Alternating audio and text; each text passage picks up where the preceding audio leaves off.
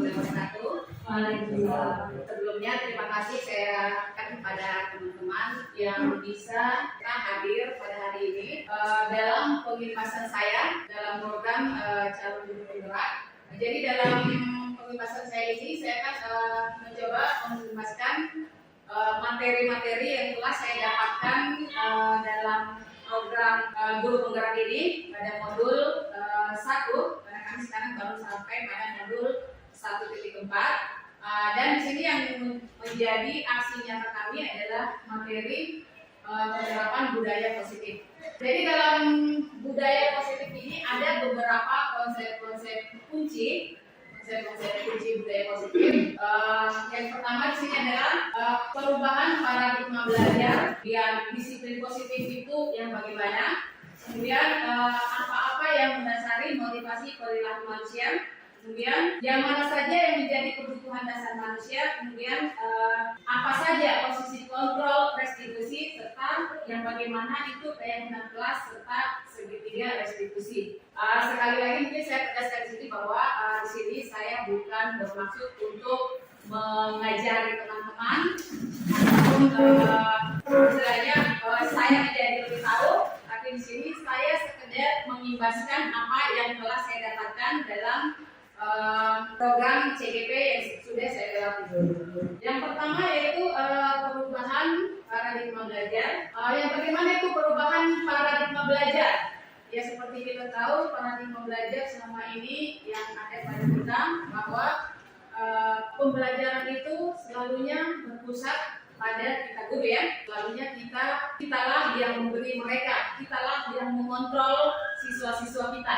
Perubahan paradigma belajar. Mungkin kita mulai dengan kita mencoba ya sebuah kegiatan tematik. Jadi di sini karena duduk berpasangan mungkin bisa kita peragakan atau kita coba dengan pasangan kita masing-masing. Kita ambil satu saja. Jadi di sini Anda, tanya ibunya ini berarti dengan melakukan kegiatan coba lakukan. Jadi di sini kita mengembangkan salah satu tangan ya. Kita mengembangkan salah satu tangan. Kemudian kita bayangkan di dalam tangan ini ada sesuatu benda yang sangat berharga yang akan kita pertahankan. Kita ingin bertahan, kita jaga benda tersebut sekuat tenaga karena benda ini sangat penting buat kita untuk kehidupan kita. Nah, tugas teman kita, rekan kita berusaha membuka kepala tangan ini. Boleh dengan cara apapun, mengancam, mengintimidasi, dengan segala cara. Bagaimana caranya supaya apa yang kita pertahankan tadi ini bisa direbut oleh rekan kita. Mungkin kita bisa coba setelah 30 detik. Dengan pasangan ya, kita coba ya 30 detik. Dengan cara apapun, mengancam, buka segala cara.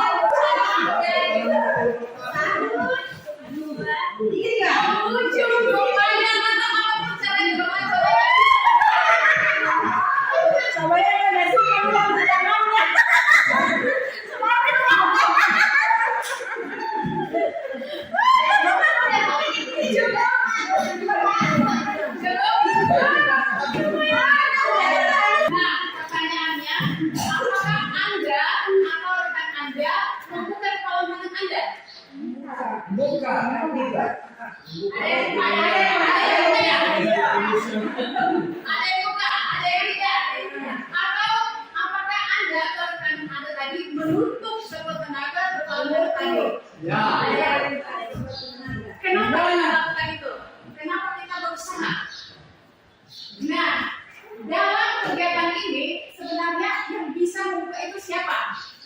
Kita sendiri. Bukan. Jangan lupa. Jika kita bisa mengontrol ya, di sini kita akan bicara tentang siapa yang memegang kendali. Walaupun tadi kita sudah berusaha dibujuk, dipaksa, apa ya? Ketika kendali itu masih ada pada diri kita, tentu tidak akan bisa dibuka. Dan ada mungkin ketika memang tenaga kita mungkin sudah mau ya, seperti mungkin tadi. Nah, tapi dalam hal ini bisa terbuka atau tidak itu kendalinya sebenarnya ada pada diri sendiri.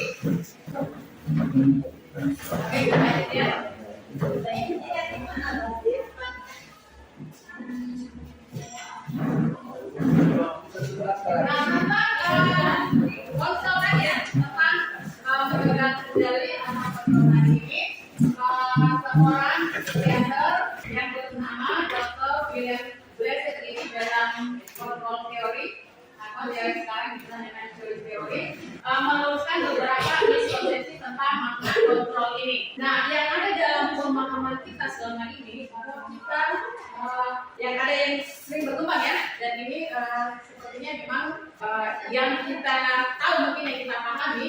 Selama ini kita beranggapan bahwa kita beranggapan atau kita berpolisi bahwa guru itu mengontrol murid. Nah, pada dasarnya ya menurut William Blessed tadi, kita itu tidak dapat memaksa murid untuk berbuat sesuatu jika murid tersebut memilih untuk tidak melakukannya. Sama seperti tadi kita mencoba menggunakan ya, walaupun kita diancam, kita dibujuk, tetapi kita tidak ingin membuka tangan kita tadi, maka siapapun tidak bisa membuka. Sama juga dengan murid kita, walaupun mungkin kita bujuk, nah belajar baik-baik, tapi ketika memang dia tidak ingin belajar, kita janjikan apapun, kita kontrol dia bagaimanapun dengan kekerasan dan sebagainya, sepertinya itu mungkin hanya menjadi ilusi kita bahwa kita bisa mengontrol siswa kita ini. Walaupun tampaknya guru sedang mengontrol perilaku murid, hal demikian terjadi karena murid sedang mengizinkan dirinya dikontrol. Mungkin kita merasa ada beberapa siswa yang berhasil kita kontrol ya. Mungkin beberapa hari ke depan dia seperti itu. Tapi pada saat itu dia hanya sedang mengizinkan kita mengontrol dia. Ketika si siswa ini tidak menginginkan kontrol kita itu berlaku, ya mungkin itulah yang kita hadapi, seringkali kita hadapi bahwa kita si anak ini sudah kembali ke perilaku sebelumnya. Nah, saat itu kontrol guru itu menjadi kebutuhan dasar yang dipilih oleh murid tersebut ketika dia melakukan apa yang si guru inginkan. Yang ilmu kedua bahwa semua tindakan positif itu efektif bermanfaat. Nah, kita juga kadang berpikir ketika kita mencoba menanggapi anak-anak kita bujuk, kita berikan penguatan positif. Saya yakin si anak nanti sudah akan berubah. Jika dia sering terlambat, sudah. Nah, kalau kita bangun pagi, kita begini, nanti si anak akan mengikuti. Maksud kita ya, ternyata juga ini menurut William Blessed ini hanya ilusi kita. Penguatan positif atau bujukan itu adalah bentuk-bentuk kontrol ya, salah satu kontrol yang diberikan oleh guru. Nah, segala usaha untuk mempengaruhi murid agar mengulangi perilaku tertentu adalah suatu usaha untuk mengontrol tersebut. Ketika kita masih berwejangan, kita berpikir masih mengontrol mereka. Dalam waktu tertentu, kemungkinan tersebut akan menyadarinya dan untuk menolak rujukan kita. Atau bisa jadi murid tersebut menjadi tergantung pada pendapat sang guru untuk berusaha. Jadi pada suatu yang bisa jadi si anak ini mungkin jenuh atau mungkin ada masalah lain sehingga positif kita ini mungkin tidak istilahnya mungkin terlupa atau kemana, tapi dia tidak bahkan mungkin tidak ingat lagi ya, atau sejenak terlupa dengan penguatan positif kita tadi. Atau yang lebih parahnya mungkin ini jadi ketergantungan kepada guru. Bisa ilusi berikutnya bahwa kritik dan membuat orang merasa bersalah itu dapat membuatkan karakter. Akhirnya juga banyak kita sering lakukan mungkin ya, sering kita lakukan ketika kita beristri, kita tunjukkan bahwa dia bersalah, ini bisa menguatkan karakter mereka. Nah, menggunakan kritik rasa bersalah untuk mengontrol mungkin kita sadari tapi kita lengah atau gimana ya. Kita tahu saya melakukan ini, saya kritik, saya buat mereka merasa bersalah. Saya tahu ini tidak kontrol buat mereka, tapi sebenarnya tidak akan berhasil. Tapi kita terjebak dalam sistem ini. Kadang-kadang kita berpikir memang dia salah, dia harus tahu bahwa salah. Ternyata ini ilusi pikiran kita. Ketika saya beritahu mereka salah, ketika saya buat mereka rasa bahwa memang kamu salah, ternyata itu bukan bangun harapannya. Kemudian ilusi bahwa orang dewasa memiliki hak untuk memaksa. Nah ini yang keras terjadi ya.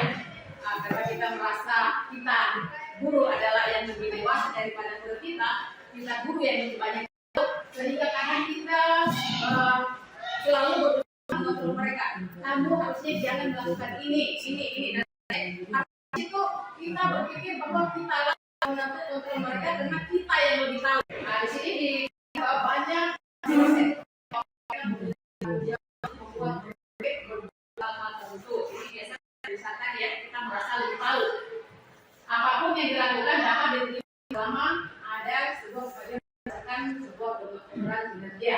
Kadang kita memaksa mengarahkan siswa untuk lebih ke apa yang kita arahkan. Ternyata itu juga menurut William Glasser tadi adalah sebuah ilusi. Dari semua itu untuk perubahan paradigma ini ternyata bisa terbagi menjadi stimulus respon dan teori kontrol ya. Di mana ketika itu adalah sebuah stimulus dan respon, bisa dilihat di sini ya, ada realitas itu bahwa perubahan tidak sama. Sementara pada teori kontrol perbedaan realitas kebutuhan kita itu berbeda. Di sini terlihat ya ada perbedaan dari perubahan paradigma ini dari stimulus respon dan teori kontrol. Kita lanjut ke materi disiplin positif. Nah, untuk disiplin ketika teman-teman mendengar kata disiplin, kira-kira apa yang ada di benak kita? Mematuhi aturan, keterikatan. Apa lagi? ya kalau kita di sekolah ya taat, Menjalankan perintah sesuai dengan aturan. perintah. Oke, pelanggaran. Nah, sebelum kita lanjut, mungkin kita bisa tanya ke diri kita sendiri, bagaimana kita melakukan. Nah, apakah kita melakukan sesuatu itu karena adanya dorongan dari lingkungan atau dorongan dari pihak lain? Ya kalau saya datang pagi-pagi itu karena apa? Motivasinya apa? Ya, mungkin takut sampah, takut dimarahi guru. Nah, itu semua adalah salah satu motivasi ya. Nah, kebanyakan orang akan menghubungkan kata disiplin itu kata tertib, ya, tertib, atur, Tuhan, dan juga Tuhan. Nah, ini juga sering dihubungkan dengan hukuman. Tadi sudah kita sebut ya, hukuman. Padahal sebenarnya itu adalah hal yang berbeda. Karena belajar tentang positif tidak harus dengan memberi hukuman. Nah, ini yang menjadi termasuk saya selalu berpikir kenapa anak-anak sering melanggar tidak pernah dihukum, tidak pernah diberi efek jerah. Itu menurut pikiran saya juga. Setelah kami mengikuti program Guru Gerak, di situ untuk membudayakan disiplin positif ini nanti sebaiknya itu tidak perlu digunakan sama sekali. Terus apa yang kita gunakan? Kita harus bagaimana supaya anak-anak kita ini, murid-murid kita dan mungkin teman kita ya bisa membudayakan disiplin positif ini. Nah ini menurut Ki Hajar Dewantara, jadi katanya di mana ada kemampuan harus ada disiplin yang kuat. Sungguh disiplin itu bersifat self-discipline, disiplin dari dalam diri, yaitu kita sendiri yang mewajibkan kita dengan sekeras-kerasnya. Tetapi itu sama saja, sebab kalau kita tidak cakap dan self-disiplin, wajiblah masalah lain. Masalah lain ini jadi orang di atas di luar kita ya. Misalnya kalau siswa berarti kita jadi mungkin berarti kepala pengawas dan lain-lain.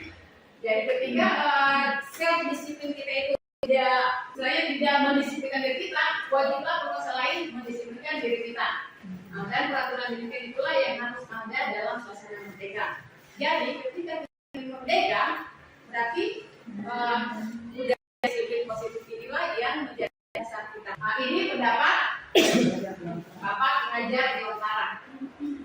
definisi merdeka menurut Kajian Dewan ini, merdeka itu artinya tidak hanya terlepas dari perintah, maka tetapi juga cara memerintah diri sendiri.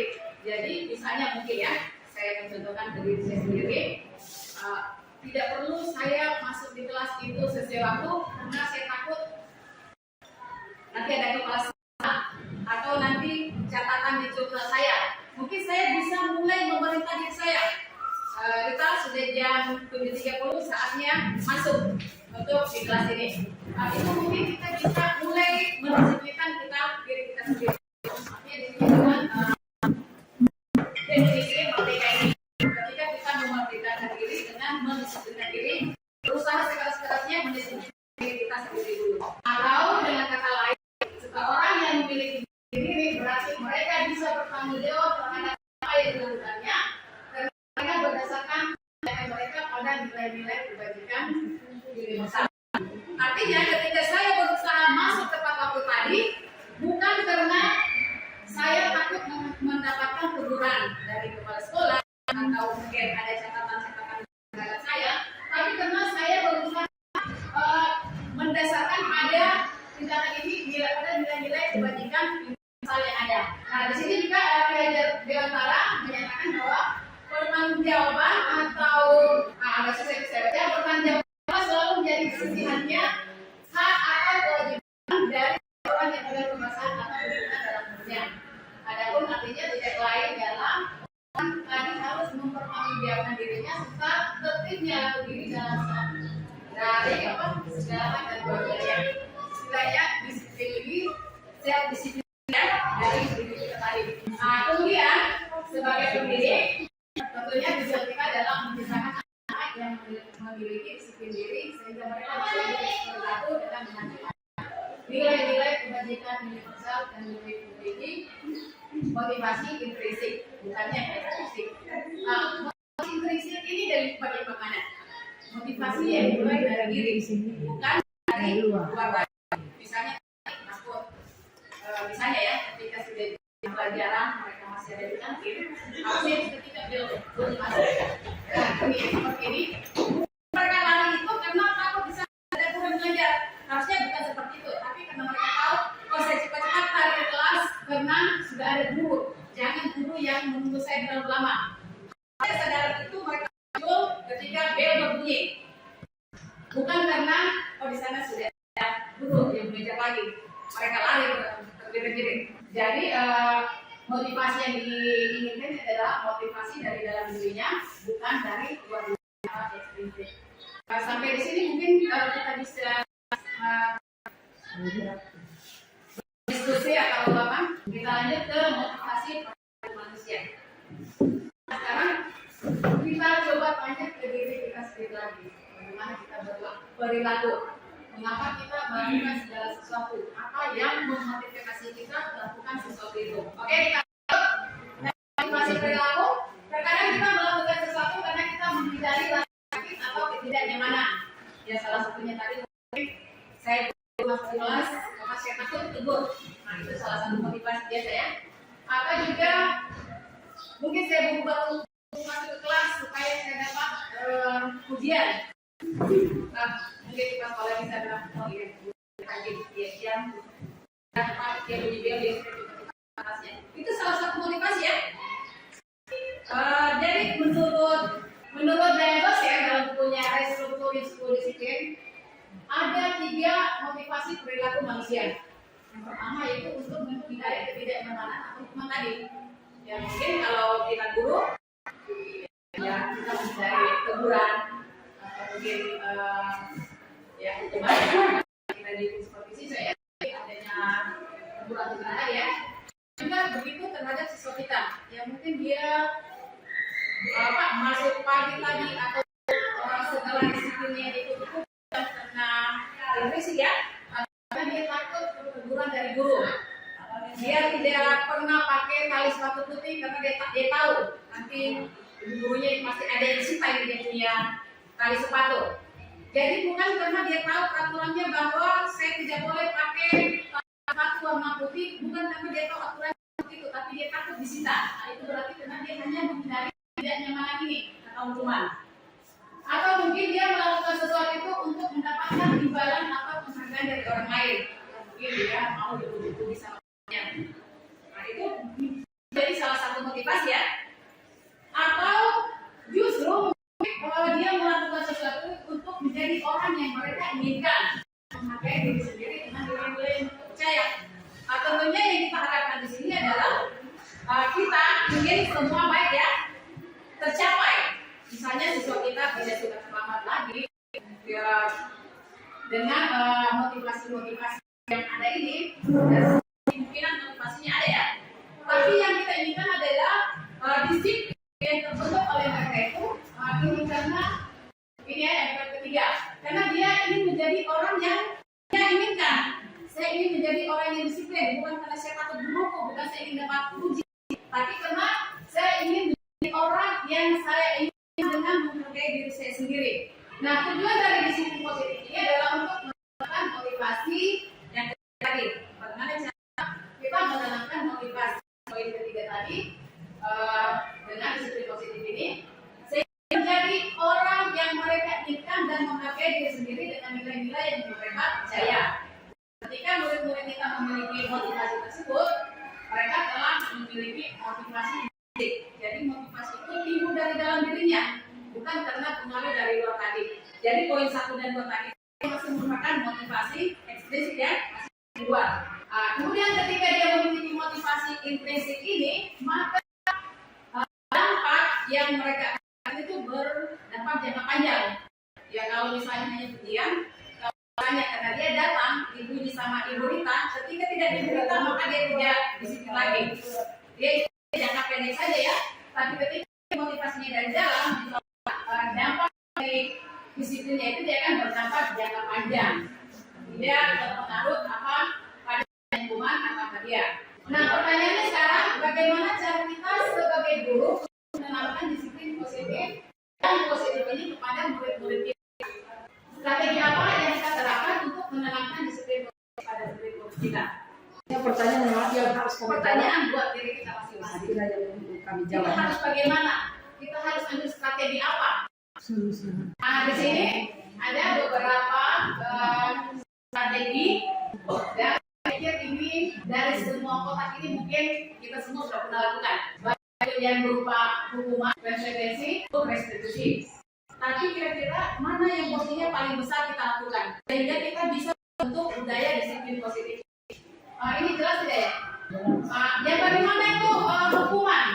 Kan kita biasa tidak tahu. Saya ini memang anak, membina anak kan kita tidak tahu ya. Yang pasti kita merasa bahwa kita lebih tahu, kita bisa mengontrol mereka. Nah yang saya lakukan ini sudah benar. Atau bagaimana? Kita bisa lihat dari ciri-cirinya. Yang kita lakukan itu berupa hukuman, konsekuensi atau restitusi. Kalau hukuman itu biasanya sesuatu yang menyakitkan harus terjadi. Biasanya kita cubit. Nah itu ternyata bukan cara yang bagus. Ketika sesuatu menyakitkan harus terjadi, apakah itu secara fisik, secara verbal, ternyata itu bukan cara yang bagus dan itu namanya hukuman. Sementara tadi hukuman itu seharusnya tidak perlu terjadi. Yang harusnya bagaimana? Kalau itu harus terjadi, konsekuensi. Ketika misalnya tadi si anak tidak belajar, biasanya kan yang kita lakukan kita marah, mungkin malah kata-kata kasar. Kenapa tidak ada hukum dan lain sebagainya ya? Itu kita lakukan. Karena pikiran kita, kalau saya tidak marahi ini anak, tidak berubah. Ternyata yang harus kita lakukan bukannya memberi dia dengan marahi, dengan kalimat tadi ya, yang verbal, yang menyakitkan hatinya. Tapi kita harus sesuatu harus terjadi, harus ada konsekuensi. Kalau secara ya, biasanya kita menulis itu. Apa kita menyuruh dia melakukan ketika dia tidak kerja PR-nya, kerja ke demo. Harus ada yang dilakukan. Itu namanya konsekuensi ya. Ketika dia melakukan pelanggaran, ada yang harus dibayarkan berupa konsekuensi. Kalau restitusi, ada yang merupakan pilihan. Ada yang dilakukan, ada pilihan yang dilakukan menyelesaikan bayar apa pelanggaran yang sudah dilakukan tadi. Yang kedua, hukuman itu tidak nyaman untuk murid untuk jangka waktu panjang. Ya, mungkin kekerasan verbal yang kita lakukan sehingga ada kata-kata mutiara yang keluar itu berbekas di perasaan. Dan biasanya itu Coba kita kembalikan ke diri kita ketika kita dikasih kekerasan verbal seperti itu, biasanya sampai berapa hari mood kita rusak ya. Dan itu juga pasti terjadi pada anak-anak kita. Nah, itu juga ternyata tidak boleh kita lakukan karena itu dia termasuk hukuman. Sementara hukuman ini harus kita hindari. Sementara kalau konsekuensi tidak nyaman untuk murid jangka waktu pendek. Saya sudah mencoba melakukan beberapa waktu yang lalu karena ada perwalian saya yang suka tidur di kelas. Saya coba bikin kesepakatan dengan mereka. Kita bikin kesepakatan kalau tidur di kelas kira-kira bagaimana konsekuensinya. Yang dia pilih sebenarnya sekedar ya, tapi yang dia pilih adalah lari keliling lapangan 10 kali. Oke?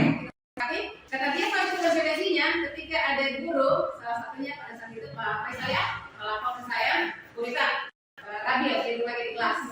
Ada fotonya, jadi saya panggil Rabil. Rabil, apa yang kamu lakukan tadi? Tidur Bu. Jadi konsekuensinya, saya lari keliling lapangan. Kapan? Sekarang. Oke. Jadi itu dia melakukan konsekuensi, dia tahu dia bersalah ya, dia tahu dia melakukan pelanggaran, dia tahu konsekuensi yang menggunakan. Tapi tetap saja ketidaknyamanan itu ada pada saat dia lari itu ya.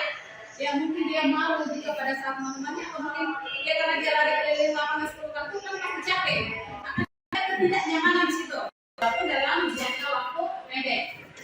Nah, jika kita melakukan itu menguatkan murid atau anak dalam jangka waktu panjang. Seharusnya kita melakukan restitusi. Pelanggaran dia lakukan apa? Apa yang harus dia tawarkan untuk menebus pelanggaran ini? Nanti akan kita bahas khusus tentang restitusi ini, karena saya juga di sini tentang restitusi ini nanti masuk dalam guru penggerak ini baru saya paham. Ternyata restitusi inilah yang harus saya lakukan. Tapi restitusi bagaimana nanti sebentar akan ada bahasan khusus. Yang biasa saya lakukan hanya hukuman dan konsekuensi. Kemudian kalau untuk hukuman biasanya korban ini biasanya ya misalnya ada siswa mengganggu teman yang lain, teman yang diganggu ini adalah ya. Biasanya pada dalam kasus seperti ini kalau berupa korban ini pasti mendapatkan keadilan. Biasanya kita apa? Kita cubit lagi yang satu, atau biasanya balas pukul. Nah itu kan biasa ya terjadi seperti itu. Nah dalam kondisi ini hukuman yang kita berikan pada si anak yang melakukan pelanggaran tadi, pada anak yang satunya dia merasa mendapatkan keadilan, tobat. Jadi dia merasakan ya, kita hukum anak yang satu tadi, tapi ternyata itu lagi-lagi tidak boleh kita lakukan. Nah kalau dalam konsekuensi biasanya korban itu ya, seperti tadi saya Rabil ya, saya suruh karena konsekuensinya dia pilih lari ke lapangan. Pada saat dia tidur kan biasanya dia singkirkan teman-temannya di sini sebenarnya jadi korban. Tapi di sini korban saya bayar karena dia harus melakukan konsekuensinya. Ya, salah satu korban gurunya. Dia di sini tidak istilahnya dalam hal ini tidak terlibat dalam proses pemberian hukumannya, apa konsekuensinya. Jadi kalau dalam kondisi konsekuensi ini terkadang korban diabaikan. Pak Faisal senang karena itu melakukan pelanggaran. Sementara Rabil dia merasakan bahwa dia tersakiti. Masuk. Iya. Pak Faisal senang karena dia sudah dihukum. Kalau yang konsekuensi korbannya itu diabaikan. Artinya Pak Faisal ibu tidak pedulikan. Nanti ibu peduli. Iya. Ibu peduli sama Pak Faisal menderita Rabil. Iya. Dan sementara kalau pada restitusi itu mendapatkan ganti. Nah, biasanya mungkin kita ambil contoh saja kalau misalnya ada siswa yang merobek-robek buku temannya. Nah, kalau dalam hukuman mungkin kita langsung cubit ini yang merobek buku. Dengan hal yang kedua, kita memakai buku dan sebagainya, kekerasan verbal kita berikan. Nah, kalau pada konsekuensi biasanya kita bilang kita memberikan sebuah konsekuensi yang lain ya. Nah, tapi kalau pada restitusi biasanya di sini korban mendapatkan ganti. Kita tanya ke siswa yang pelanggaran apa yang kamu bikin tadi nak? Oke, ini. Terus bagaimana? Oh nanti Bu saya berikan saya gantikan bukunya. punya si. Kalau dia pukul temannya, Nah, itu kalau dia pukul, pukul berarti kan harus kita dalam segitiga restitusi ini nanti akan kita bahas terakhir ada langkah-langkah yang akan diberikan ketika terjadi pelanggaran seperti ini. Kemudian kalau hukuman biasanya murid atau anak itu akan tersakiti. Kalau pada konsekuensi ya murid atau anak biasanya dibuat tidak nyaman seperti Radel tadi yang lari keliling lapangan, dia pasti tidak nyaman dengan lari keliling lapangan. Atau ketika ada di kawanan saya itu mereka biasanya kalau menambah alfa katanya mau memungut sampah sekolah. Oke, karena mereka sepakat seperti itu, silakan mereka konsekuensi, tapi pasti mereka tidak nyaman. Dilihat teman-temannya yang lain di sampah. Jadi tidak nyaman buat mereka walaupun antara pada segi restitusi yang melakukan pelanggaran nantinya akan justru mendapat penguatan. Dan penguatan masa dia yang buat temannya dia dapat penguatan, itulah nanti akan kita pelajari di segitiga restitusi. Bagaimana seorang anak ketika dia melakukan pelanggaran bukan dia nanti semakin dendam kita, semakin nakal, tapi justru dia mendapatkan penguatan ketika dia melakukan pelanggaran itu. Bukan berarti melakukan penguatan semakin nakal ya, semakin banyak. Kemudian hukuman biasanya kita adalah kamu itu tidak boleh pakai sepatu yang bukan sepatu anak. Itu biasanya kita pada saat memberi hukuman ya. Kata-kata yang kita keluarkan itu. Nah kalau pada konsekuensi biasanya kata-kata yang akan dikeluarkan adalah kita mengatakan kita yang pakai sepatu putih. Bertanya apa peraturannya tentang sepatu di sekolahnya? Pas dia dijawab, mampukah kamu melakukannya? Makasih. Tapi kalau pada restitusi kita tanya dulu pelanggarannya apa. Ketika dia sudah tahu pelanggaran apa yang dia lakukan, kita kembalikan ke keyakinan kelas pelatihan sekolah yang telah kita buat. Kamu sudah melanggar apa? Jadi kita sadarkan dia sudah melakukan pelanggaran apa. Apa kamu yakin bahwa itu sudah kamu melakukan pelanggaran? Terus kita tanyakan mereka dari masalah yang telah dia buat, apa yang dia bisa lakukan untuk memperbaiki. Jadi solusi itu nanti kita yang memberikan solusinya, tapi solusi dari diri mereka. Mereka yang memberikan solusi kepada kita. Kemudian efek dari hukuman ini biasanya murid atau anak akan memiliki peraturan. Apa peraturan-peraturan yang ada jadi masalah untuk mereka. Sementara kalau pada konsekuensi biasanya mungkin anak akan menghormati peraturan. Tapi ketika itu adalah berupa restitusi, anak akan menghormati dirinya dan lain. Jika dia tidak melakukan pelanggaran bukan karena dia takut dengan hukuman dan konsekuensi tadi, tapi termasuk dia harga dirinya. Saya tidak boleh tidur di kelas karena saya harus jadi orang begini dan begini. Nah untuk hukuman ini di sini dia negatif, kalau ini netral, dan ini adalah ya. Ini kalau negatif awas kalau lakukan lagi nah cukup. Itu biasanya berupa kalimat negatif yang kita berikan ya.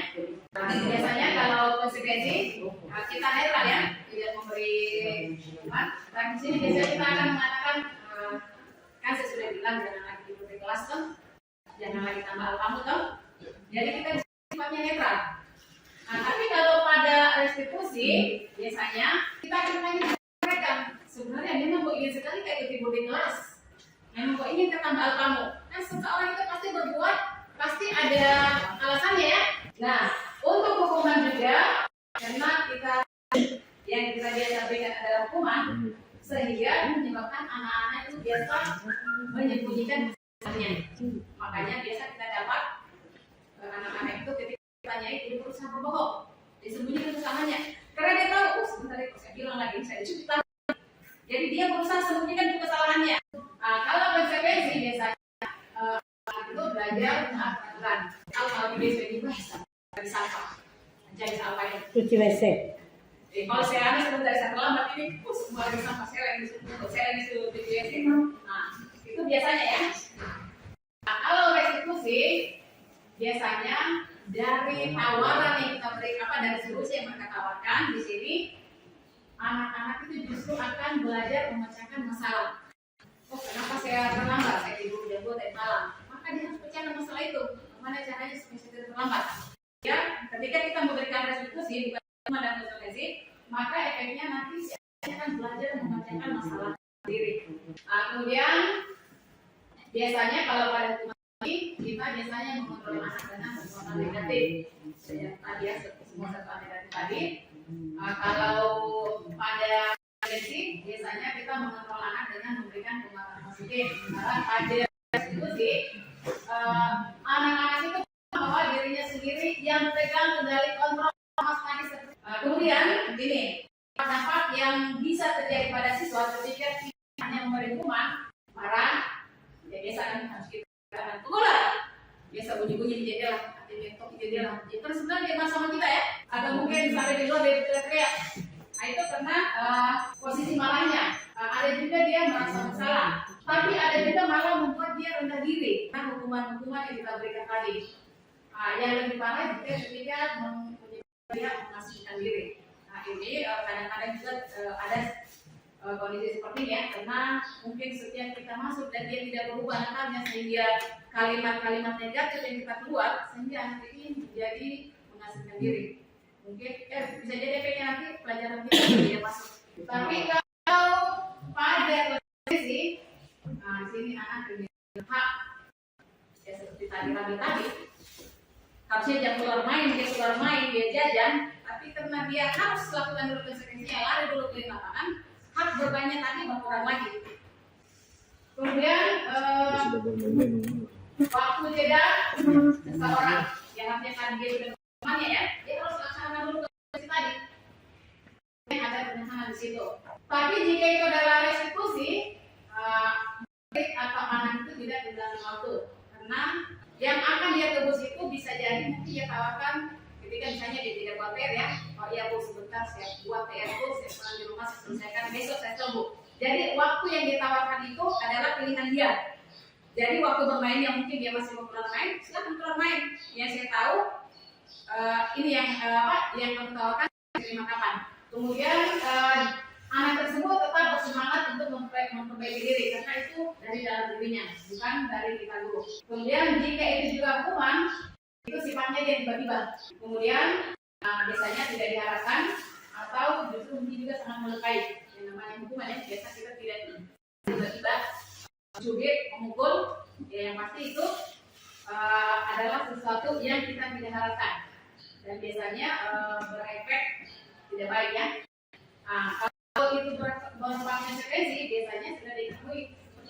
Tapi kalau itu berupa restitusi, nah dia ini kita mengambil siswa secara khusus berupa undangan kita lakukan restitusi dan lagi-lagi tapi lengkapnya.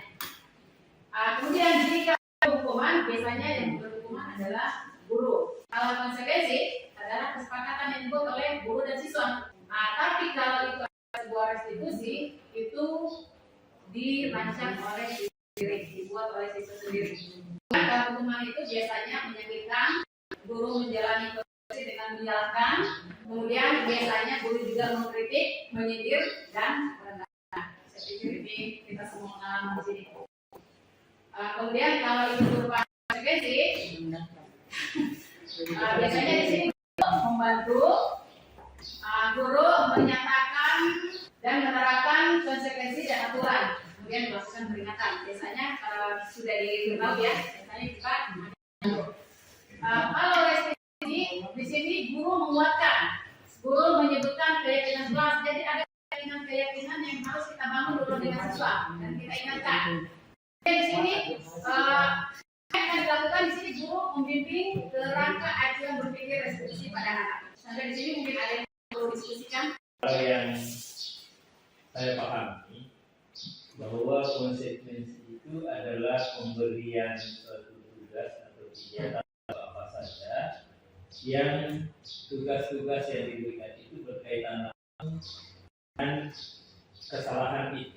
Misal kita di sekolah pagi-pagi membersihkan, sebagai konsekuensinya dia datang apa? Kemudian datang ke tempat, konsekuensinya adalah waktunya untuk membersihkan. Tetapi kalau macam rabi tadi, dia tidak kelas, hukumannya lalu. Jadi tidak boleh katanya dikatakan sebagai sebuah konsekuensi. Tapi hukuman, tapi tidak cocok antara tidur dengan lari. tidak mengerjakan PR atau tidak mengerjakan tugas. Konsekuensinya adalah ambil waktunya di saat pembelajaran untuk mengerjakan. Karena konsekuensi itu akan mengurangi waktu dia. Ada jeda waktu bagi dia, misalnya dia manfaatkan untuk belajar yang baru, tetapi karena dia ada melakukan pelanggaran, konsekuensinya adalah dia tidak juga. Misalnya katakan temannya disuruh bermain, tapi dia disuruh untuk mengerjakan. Ya, barangkali itu pemikiran saya. Terima kasih Mas Iqbal Pak. Sebenarnya pada saat saya membangun kesepakatan siswa, saya sudah arahkan seperti itu. Tapi mungkin karena kondisi kita yang belum terbiasa dengan yang seperti ini, sebenarnya awal masuk pelajaran hari pertama saya bangun dulu sama mereka, tapi hari itu tidak selesai. Pada saat itu saya bertemu dengan Bapak, karena setiap saya melakukan apa kesepakatan yang mereka membuat, selalunya berupa hukuman.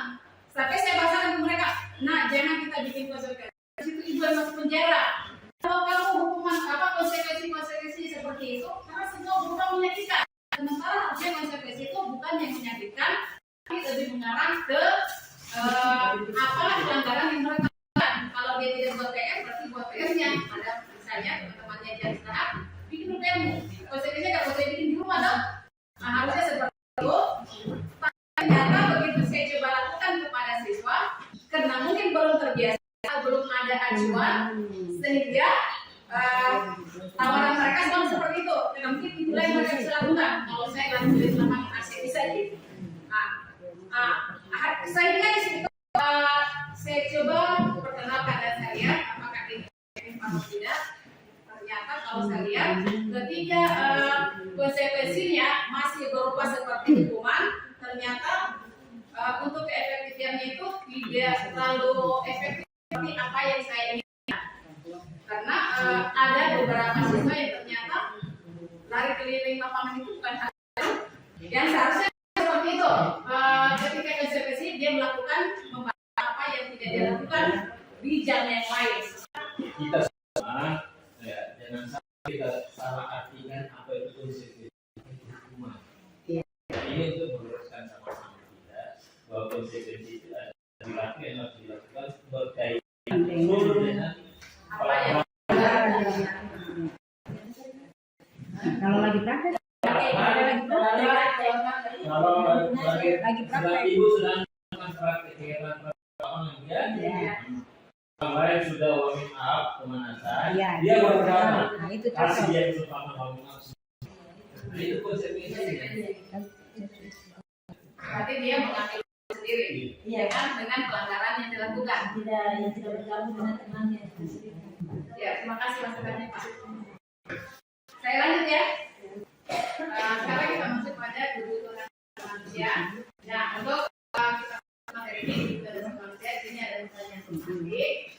Seharusnya mungkin kita SMP, kita ambil SMP, tapi saya ambil saja contoh yang ada dalam buku. Ibu Ambar ini adalah guru wali kelas 2 di SD Pelita Kasih. Dan bingung menghadapi pula salah satu wali kelasnya yang bernama Doni. Nah, beberapa anak kelas 2A telah datang padanya dan menurut Doni yang seringkali meminta bekal makan siang mereka dengan paksa. Nah, jika kita yang menghadapi seperti situasi yang dihadapi oleh Ibu Ambar, apa yang akan kita lakukan? Apakah sebenarnya kira-kira apa alasannya Doni ini? Kita bertanya temannya. Pasti akan ada banyak alasan ya. Kita nih, si Doni. Bisa saja saya tempat lain. Hanya dulu dong. Bisa saja Cerita dengan apa yang jadi masalah kita, lalu setelah tahu masalahnya, jadi kamu harus melakukan seperti apa. Jadi ini adalah coaching. Yang teman-teman yang mau orang yang bermasalah. Ya, coaching dalam istilah pelatihan sepak bola mungkin di PJOK, semua ilmu itu turun dari pelatih. Tapi kalau coaching dalam pendidikan, semua penyelesaian bersumber dari orang yang masalah. Jadi kita pakai coaching arti jangan bawa ke olahraga ya. Uramanya. Yang sesuai dengan Saya pasti setiap orang melakukan sesuatu baik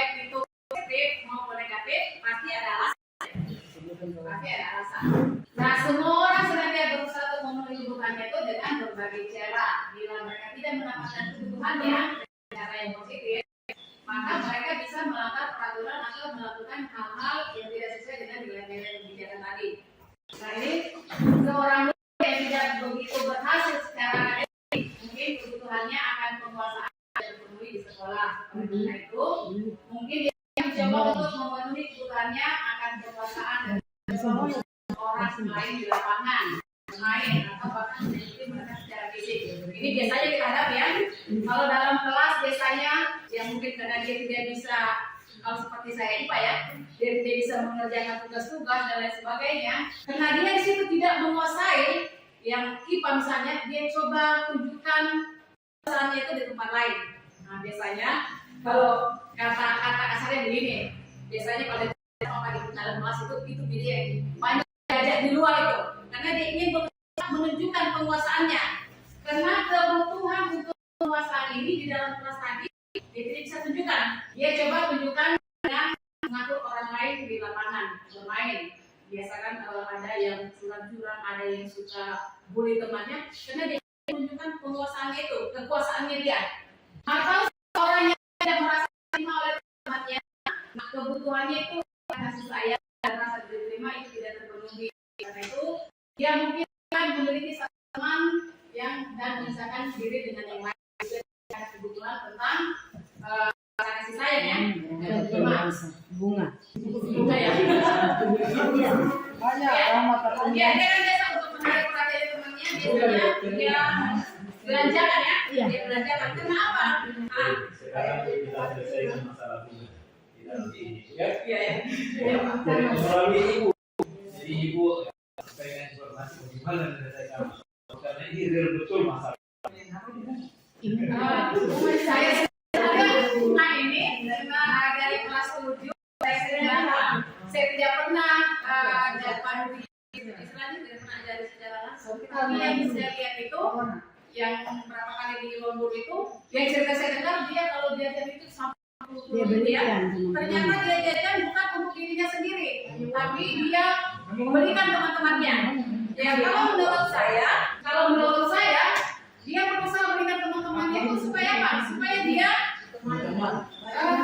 disukai temannya. Karena itu tadi ini, dia butuh kebutuhan merasa dicintai, diterima oleh teman-temannya. Kalau menurut saya.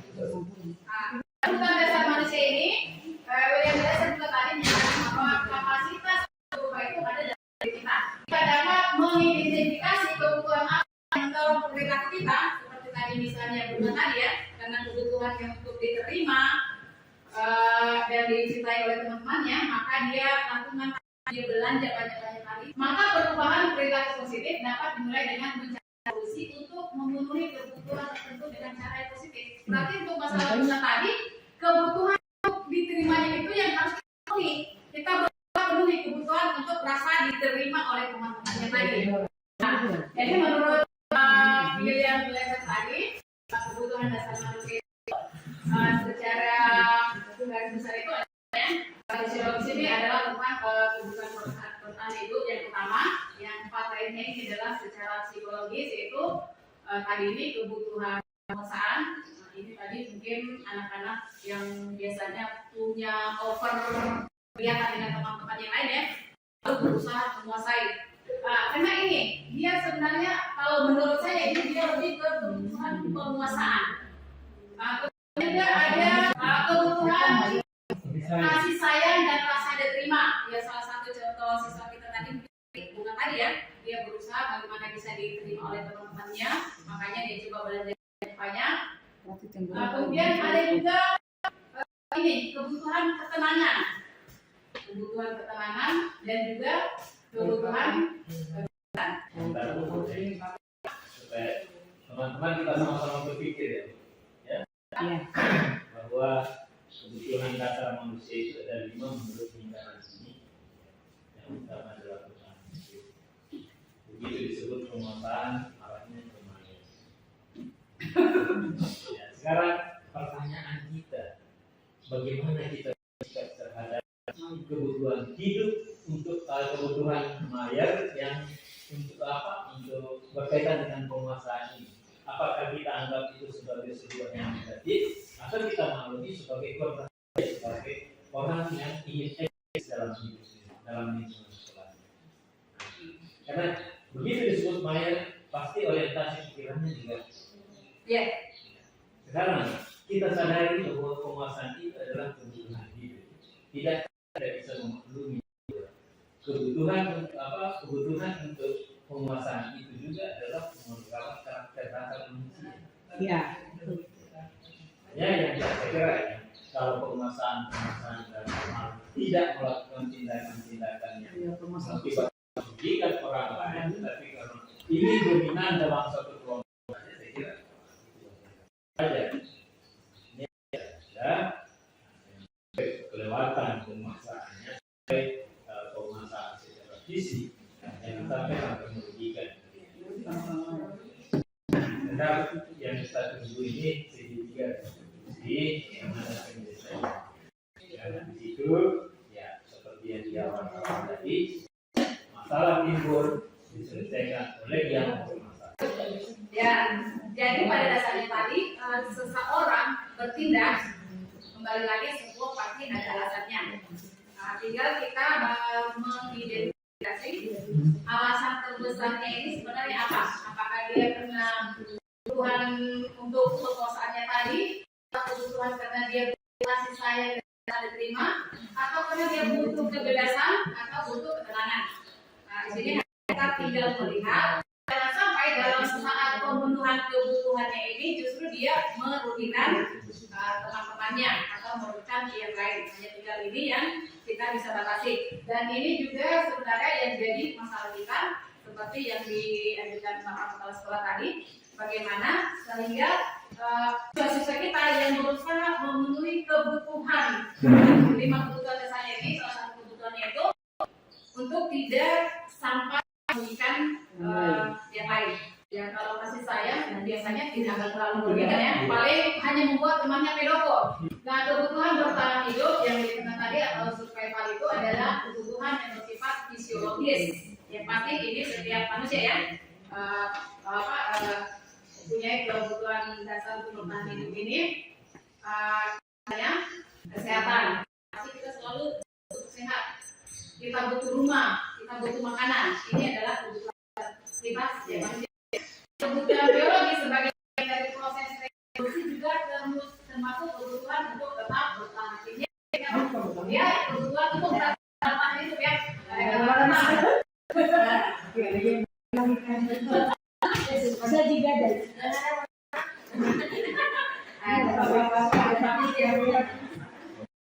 Harus kejiwaan supaya bisa bertahan hidup. ini adalah kebutuhan makan Abi. aman. Pinjam-pinjam kan itu.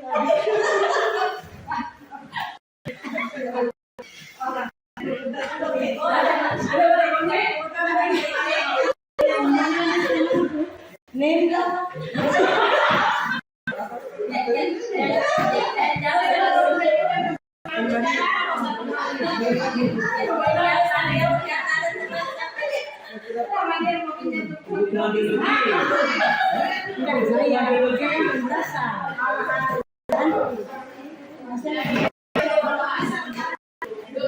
Apa yang kebutuhan sebagai bagian dari proses reproduksi Itu bertahan kebutuhan untuk tetap bertahan hidup. Nah, kita sudah berusaha untuk bertahan hidup. Ditahan di bawah ini katanya.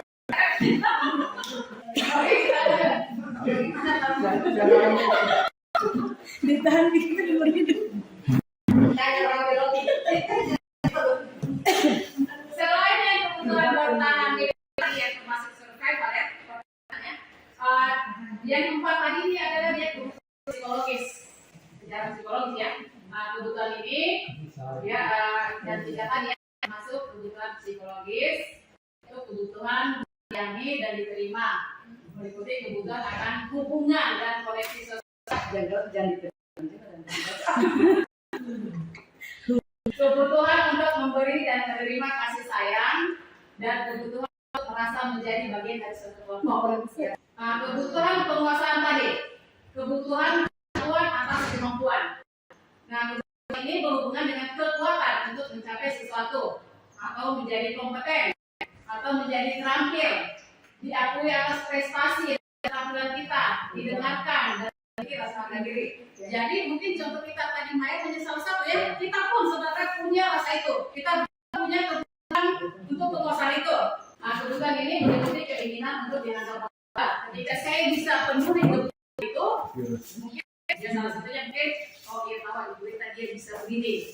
Salah satu kebutuhan kita, salah satu kebutuhan bisa membuat pencapaian sebagai diakui dan dihormati. Nah, ini meliputi self esteem dan keinginan untuk meninggalkan pengaruh.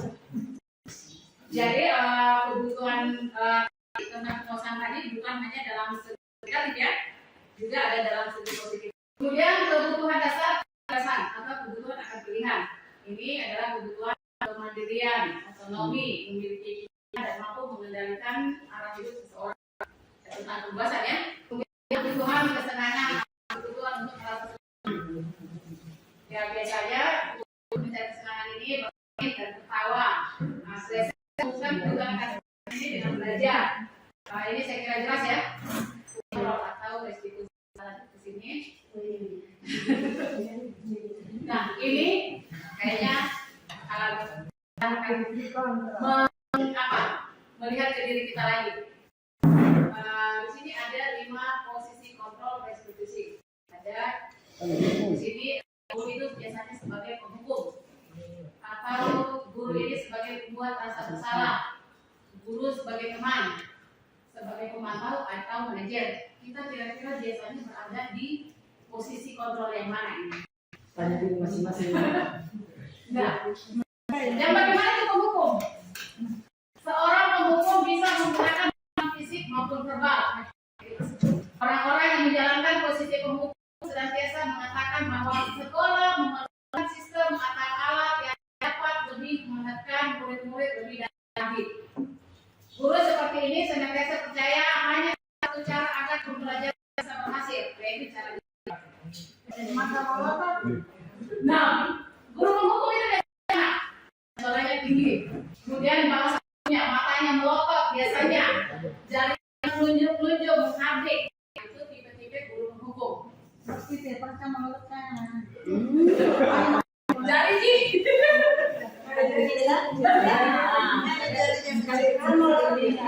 Nah, kalau gestur kita seperti ini biasanya berarti kita masuk kategori penghukum.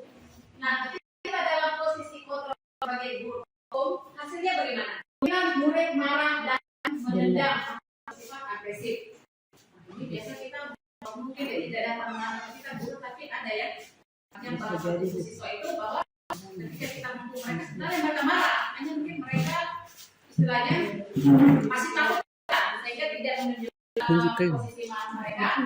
Tapi dendam dan agresif itu biasanya juga ada walaupun terselubungnya. Bisa juga terjadi ketika sudah duduk, murid akan mencoret-coret bukunya atau menjauhnya. Ini akibat karena tadi kita posisi menghukum, walaupun mungkin dia kadang dia tidak terima, sehingga kadang gestur tubuh yang dia tunjukkan seperti itu. Kadang tinggal mencoret, mengumpat, walaupun pelan-pelan ya, itu biasanya seperti itu. Kemudian lebih buruk lagi biasanya sepulang sekolah murid itu melihat motor atau mobil bapak guru akan menggoreng kendaraan dengan patuh, lainnya parah. Nah, posisi yang kedua adalah membuat merasa bersalah. Nah, ini kadang-kadang juga kita. Pada posisi ini biasanya guru akan bersuara lembut. Membuat rasa bersalah akan menggunakan telinganya membuat orang lain merasa tidak nyaman, bersalah atau rendah diri. Kata-kata yang keluar dari mulut seperti ibu sangat kecewa dengan kamu. Seperti kecewa orang tuamu. Kita biasa mau menanamkan kepada siswa. Salah kesian kau bikin itu. Kesan kau bikin sampai kesian. Nah, kita mau timbulkan kesan pada siswa bahwa mereka lah yang salah itu.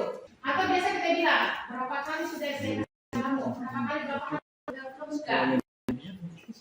Nah, di posisi ini murid akan kemungkinan memiliki penilaian diri yang buruk tentang diri mereka.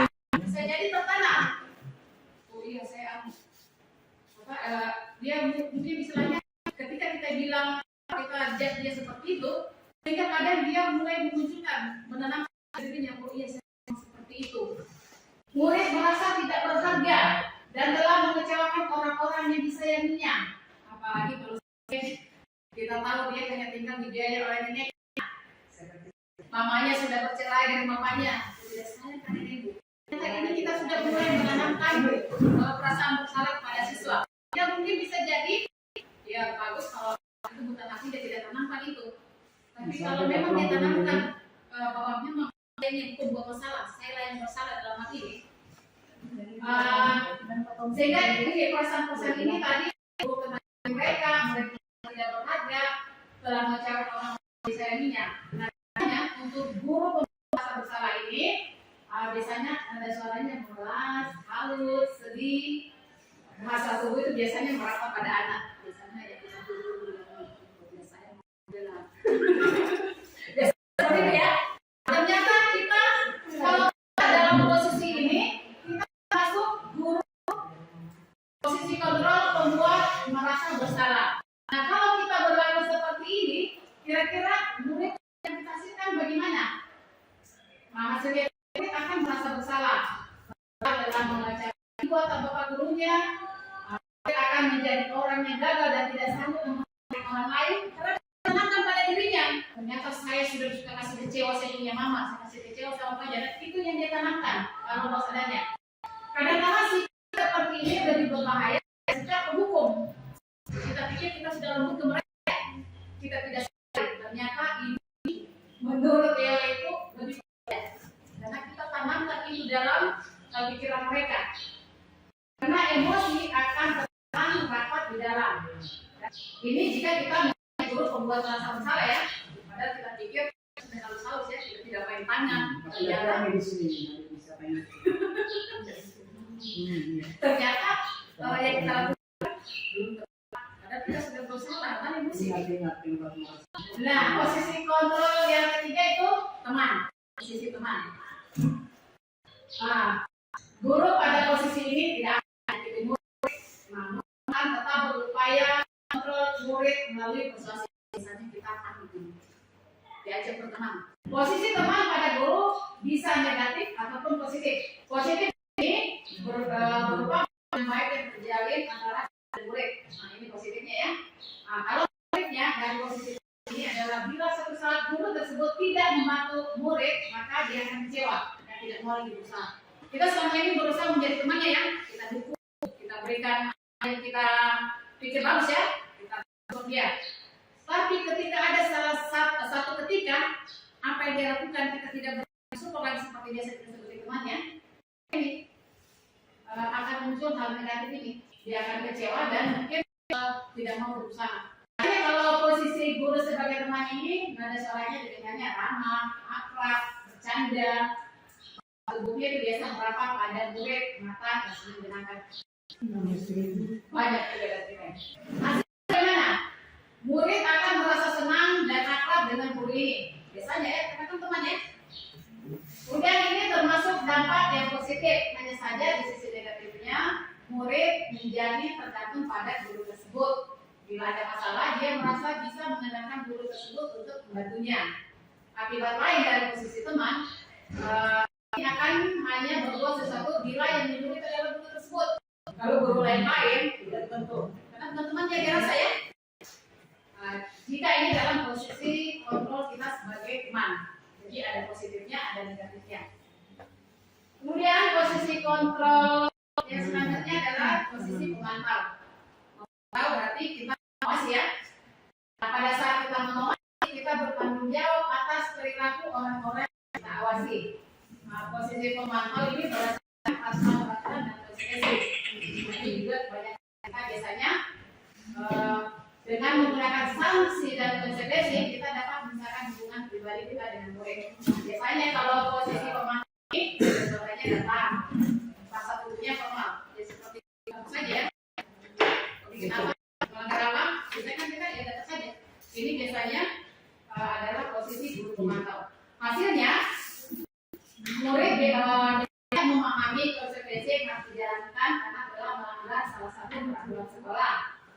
Guru tidak menunjukkan suatu emosi yang berlebihan, menjadi marah atau membuat merasa bersalah. Nah ini dirasa wajar saja ya. Murid yang dibuat tidak nyaman dengan harus tinggal kelas pada waktu jadi istirahat dan mengerjakan tugas. Guru tetap harus memantau murid pada saat mengerjakan tugas di saat data murid tidak bisa seorang diri. Jadi, kalau guru memantau. Nah, posisi terakhir yaitu guru sebagai manajer. Guru sebagai manajer itu bagaimana? Manajer adalah posisi di mana guru berbuat sesuatu bersama dengan murid, mempersilahkan murid mempertanggungjawabkan perilakunya, mendukung murid agar dapat mengatasi atas permasalahannya sendiri. Manajer ya, memanage, mengatur. Seorang manajer dalam memiliki keterampilan di posisi teman maupun pemantau.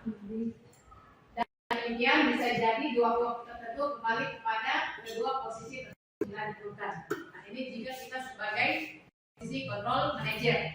Pada saat kita manage, kita dalam suatu waktu kita bisa jadi pemantau, kita bisa jadi teman, dikondisikan. Namun bila kita menginginkan murid-murid kita menjadi manusia merdeka, mandiri, dan bertanggung jawab, maka kita perlu mengacu pada restitusi yang dapat menjadi murid kita seorang manajer bagi dirinya sendiri. Di manajer, murid diajak untuk menganalisis kebutuhan dirinya maupun kebutuhan orang lain. Nah, di sini penekanan pada kemampuan membuat koreksi, namun dapat berkolaborasi dengan murid bagaimana memperbaiki kesalahan yang ada.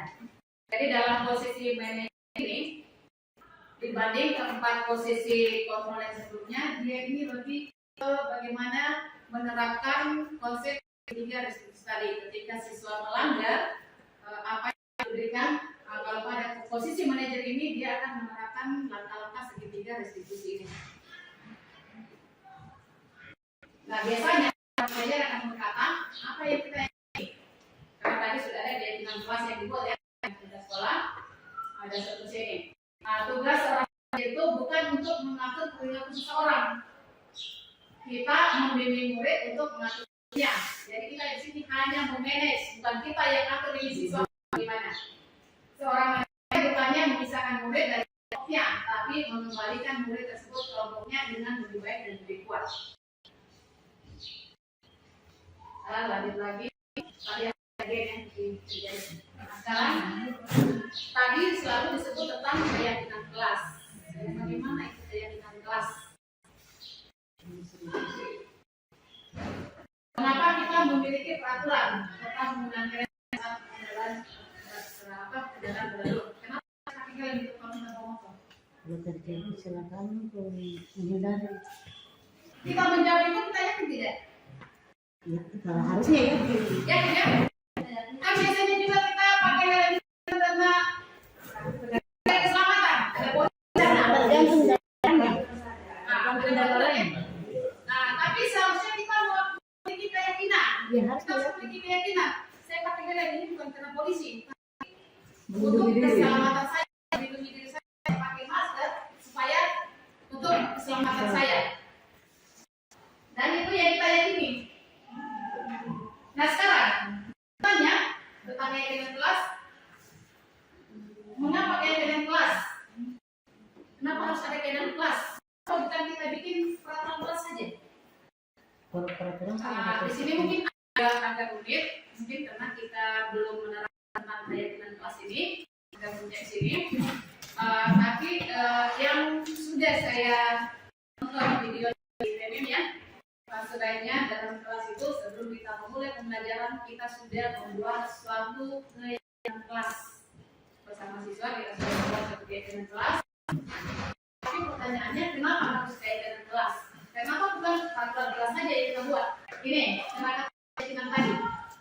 Atau nilai kebajikan yang disepakati secara tersurat dan tersurat lepas dari latar belakang suku, negara, bangsa maupun agama yang menetapkan keyakinan seseorang akan lebih mengatasi seseorang dari dalam.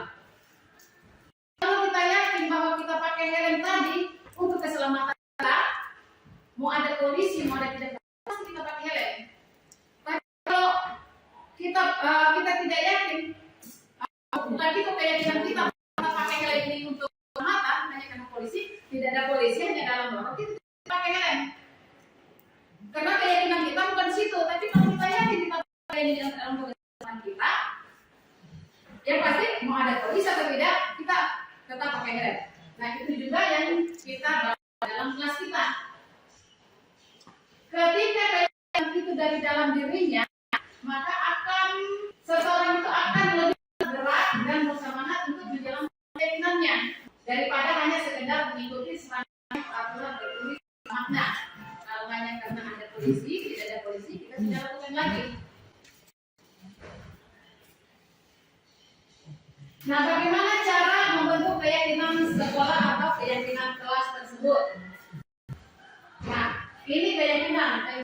Ini kan kalau bagaimana ya? Sifatnya abstrak. Bukan apa, dia sifatnya abstrak. Dia daripada peraturan yang lebih rinci dan konkret. Kemudian keyakinan kelas itu berupa pernyataan universal. Dia lebih universal, lebih besar ya. Kemudian pernyataan keyakinan kelas itu senantiasa dibentuk dan dapat dibuat dalam bentuk positif. Misalnya buat keyakinan kelasnya, jangan berlari-lari di teras kelas. Apakah itu sudah masuk dalam keyakinan kelas? Kenapa? Kata jangan digunakan itu negatif ya. Maka bawa ke kalimat yang positif. Jadi dari kata negatif, jangan, dilarang. Dalam sebuah keyakinan kelas itu kita hindari kata yang dibuat dalam bentuk negatif. Kalimat itu dibuat dalam bentuk positif. Keyakinan kelas sebenarnya tidak terlalu banyak karena dibuat lebih universal sehingga peraturan tidak banyak. Dalam satu keyakinan yang universal itu artinya sudah tersirat banyak ya. Misalnya disiplin itu kan banyak, disiplin apa semua. Tidak terlalu banyak sehingga mudah diingat dan dipahami oleh semua warga kelas. Kita saja ya, kalau sudah dikasih keluar aturan sampai panjang, biasanya hanya 2 poin kita baca, malas kita baca karena sudah duluan tidak terlalu banyak. Dalam keyakinan kelas juga kita hindari seperti itu dan tujuannya kita mudah diingat. Yang keyakinan kelas sebaiknya sesuatu yang dapat diterapkan di lingkungan tersebut. Jangan buat keyakinan yang bukan akan kita terapkan dalam lingkungan tersebut. Semua warga kelas hendaknya ikut berkontribusi dalam pembuatan keyakinan kelas lewat kegiatan curah pendapat. Dalam pembuatan keyakinan kelas ini, semua warga kelas dilibatkan. Bersedia meninjau kembali keyakinan kelas dari waktu ke waktu. Jangan sampai kita sudah buat keyakinan kelasnya kita harus mati, tidak boleh. Kan bisa jadi ada ternyata tidak bisa kita terapkan yang ini. Bisa kita tinjau kembali, tambahkan poinnya atau kita sesuai kebutuhan tersebut. Nah, bagaimana prosedur pembentukan keyakinan kelas ini? Ada persilakan warga sekolah atau murid-murid sekolah atau kelas. Jadi keyakinan ini ada keyakinan sekolah, ada keyakinan kelas ya. Biasanya kalau keyakinan sekolah berarti itu dia penjelasan. Kalau keyakinan kelas ini berarti dan perwakilan kita yang buat mempersilakan warga sekolah atau murid-murid di sekolah atau di kelas untuk bercurah pendapat tentang peraturan yang perlu disepakati di kelas. Misalnya kalau kita buat keyakinan kelas, jadi kita lempar ke siswa. Kira-kira keyakinan kelas apa yang akan kita buat? Yang pertama akan dikemukakan oleh siswa kan akan beragam. Dan jadi kalimat-kalimatnya masih banyak yang teratur, itu semua kita tampung dulu, nanti baru kita hasilkan bersama. Nah di sini apa-apa yang diusulkan oleh siswa itu semua kita catat, semua masukkan para murid tadi. Bisa di papan tulis atau mungkin bisa kita sediakan kertas cerita besar, kertas ukuran novel, di mana semua anggota kelas warga sekolah itu bisa melihat hasil curah tersebut. Hasilnya tadi kita buat dalam satu kertas besar, semua bisa lihat. Kemudian kita susun keyakinan kelas sesuai prosedur pembentukan keyakinan sekolah. Kemudian ganti kalimat-kalimat dalam bentuk negatif menjadi positif. Contohnya, jangan lari di kelas atau koridor. Jadi dari kata jangan tadi kita buat kalimatnya berjalanlah. Kan sama berjalan dengan jangan berlari. Tapi ketika kita membuat jangan berlari, di situ ada pelarangan lagi. Itu sifatnya dia berupa kalimat negatif ya. Kita berikan himbauan, berjalanlah di kelas atau koridor. Jangan berlari maknanya berlari. Ya. Tapi dengan penyampaiannya beda. Iya, betul. Karena jangan berbalik dan negatif. Negatif karena memang tujuannya jangan berpakai kata Berjalan lah ya. Jadi kita hanya menggunakan kalimat negatif tadi, jangan jangan ini tadi, jangan berlari. Tujuan kita apa? Jangan berlari berarti jalan saja, kita langsung saja berjalan. Kalimatnya menjadi positif. Kemudian langkah selanjutnya adalah tinjau kembali daftar surat pendapat yang sudah dicatat.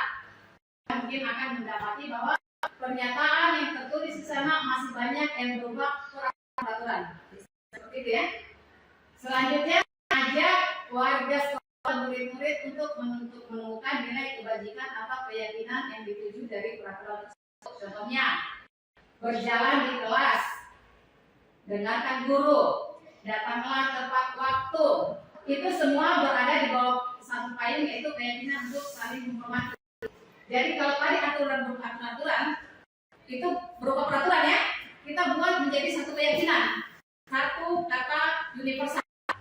Jadi bukan kata ini tadi yang kita pakai, tapi kita menjadikan satu kata universal, yaitu saling menghormati. Inilah keyakinan tadi.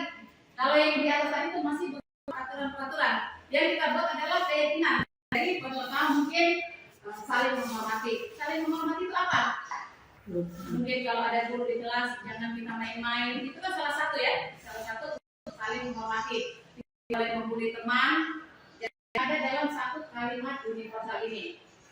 Atau nilai kebajikan hormat. Nah, keyakinan inilah yang dimasukkan dalam daftar untuk disepakati. Kegiatan ini juga merupakan pendalaman pemahaman untuk peraturan ke keyakinan sekolah kelas. Tapi di sini mungkin ada yang bisa kita diskusikan tentang keyakinan kelas. Yang pasti tadi beda ya antara peraturan dan keyakinan. Keyakinan itu dia sifatnya lebih universal daripada peraturan-peraturan tadi. Yang kelima, tinjau ulang keyakinan sekolah atau kelas tersebut secara bersama-sama. Seharusnya setelah beberapa peraturan telah disatukan menjadi beberapa keyakinan, maka jumlah butir pernyataan keyakinan akan berkurang. Jadi tidak banyak lagi ya. Sebaiknya keyakinan sekolah atau kelas tidak terlalu banyak, bisa berkisar 3 atau sampai 7 prinsip atau keyakinan. Bila mana terlalu banyak, maka warga kelas akan sulit mengingatnya dan akibatnya sulit dijelaskan. Jadi kita batasi tadi keyakinan jelasnya. Kita batasi, tapi dalam satu keyakinan itu membuat banyak manfaat. Setelah keyakinan sekolah atau kelas selesai dibuat, maka semua warga kelas dipersilakan meninjau ulang dan menyetujui dengan menandatangani keyakinan sekolah atau kelas tersebut, termasuk guru dan semua warga murid. Karena itu adalah keyakinan kita bersama, kita sepakati bersama, maka kita tanda tangan. Dan mungkin itu bagus ketika keyakinan sudah terbentuk, kita tempel. Keyakinan Sekolah. setelah kelas selanjutnya bisa diletakkan di kelas, di tempat tidak dilihat semua warga kelas. Jadi ketika sudah ada pelanggaran, kita kembalikan ke segitiga restitusi, kita ingatkan keyakinan mana yang sudah dilanggar, kita situ, oh saya tidak di situ Bu. Berarti berita begini tidak perlu lagi tata tertib, kita mungkin bagus keyakinan kelas. Tata tertib, apa mau diganti keyakinan? Artinya kan di dalam keyakinan itu kan mengatur itu poin-poin itu. Betul, itu saya sampaikan, mari kita bikin keyakinan Ya, kelas. jangan peraturan. Jangan peraturan kelas, jangan kesepakatan kelas. Iya. Itu keyakinan kelas. Makanya hal itu mungkin setiap saran itu bukan lagi peraturan di kelas, tapi keyakinan yang dilakukan satu peraturan itu. Yang supaya ini bersama. Nah, seperti itu Pak. Yang harusnya memang ada di sini. Iya. Artinya ini bisa jadi momen kita bisa buat bersama, kita coba bersama, kira-kira dengan langkah-langkah tadi, kita bisa buat di mungkin bisa kembali kelas masing-masing kita membuat keyakinan kelas seperti tadi. Tapi tidak apa-apa juga, semua guru mata pelajaran. Selain keyakinan kelas, ada juga keyakinan dalam tatap muka. Iya. Iya. Misalnya, saya guru IPA, Ya. saya kira apa yang saya yakini dalam pembelajaran IPA. Iya. Misalnya, hal-hal yang berkaitan dengan proses pembelajaran khusus ke situ. Iya. Kalau yang skopnya kelas, wali kelas punya pekerjaan. Tapi kita Saya pikir ini acuan kita bagus untuk kita gunakan baik secara kelompok kelas maupun orang tua. Dan ini juga mengide bagi saya, mungkin saya minta juga tolong keyakinan sekolah. Iya. Sumbernya dari mereka, pembinaan khususnya, lalu kita jadi mungkin seperti tadi kita bisa buat apakah itu mungkin supaya pada saat kita tatap muka kita bikin keyakinan tatap muka bersama siswa aja di kelas, bisa jadi di kelas 81, 82 dan seterusnya, apa yang kita yakini di situ kita bisa bentuk dan kita bisa mulai juga para wali kelas membuat keyakinan kelas dengan perwakilannya. Nah sekarang kita masuk segitiga restitusi. Dari tadi kita selalu menyebut segitiga restitusi. Saya sendiri untuk restitusi ini nanti sudah ikut ke materi di cara berat, baru saya tahu restitusi apa. Pada saat diberi materi pun saya masih istilahnya masih terlalu asing. Di samping itu mungkin sebenarnya kita kadang sudah melakukan segitiga restitusi itu, tapi dari istilahnya terus terang saya sendiri nanti di sini baru saya tahu segitiga restitusi itu apa. Restitusi itu yang bagaimana? Nah, secara pemahaman segitiga restitusi itu merupakan sebuah proses menciptakan kondisi bagi murid untuk memperbaiki kesalahannya. Jadi ketika siswa melakukan kesalahannya, dengan segitiga restitusi kita memberikan proses supaya dari kesalahan ini bagaimana dia mendapatkan penguatan.